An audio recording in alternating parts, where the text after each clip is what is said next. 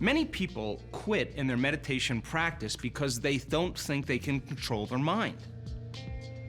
Well, if you're thinking 60 to 70,000 thoughts in one day, the majority of those thoughts are the same thoughts as the day before.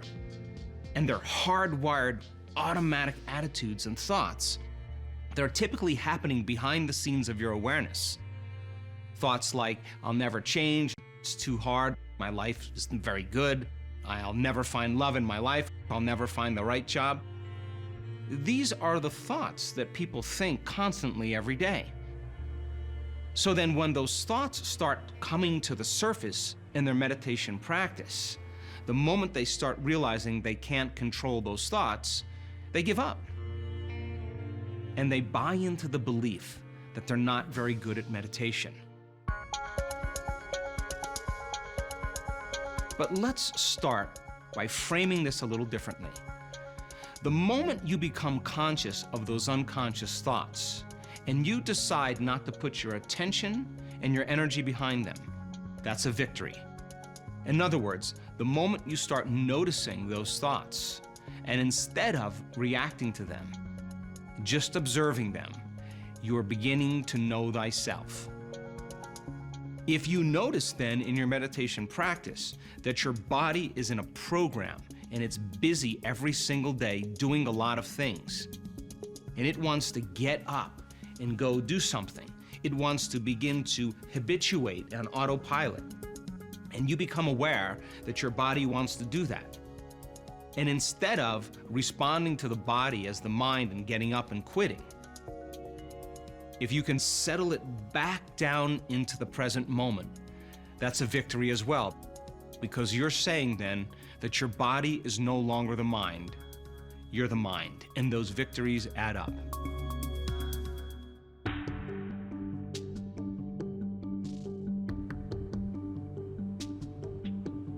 Every time you work on overcoming some aspect of your old personality, there's a liberation of energy. And we've measured this on students all around the world, because as they keep returning the body back into the present moment, the body is the servant to the mind, and just like training any animal, sooner or later it's going to acquiesce. And when it does, there is a liberation of energy. And that's available energy for you to use to heal. That's available energy for you to begin to create a new future. So then we said in the last episode that the process of change is breaking the habit of the old self and reinventing the new self. It's pruning synaptic connections and sprouting new connections.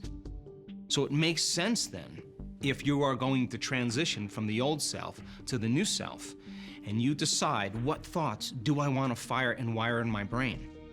And you begin to put all of your energy in installing those thoughts neurologically in your brain. The act of firing and wiring over and over again begins to assemble new neurological networks. Now, neural networks are gangs of neurons that have been fired and wired together that relate to a thought, a memory, a behavior.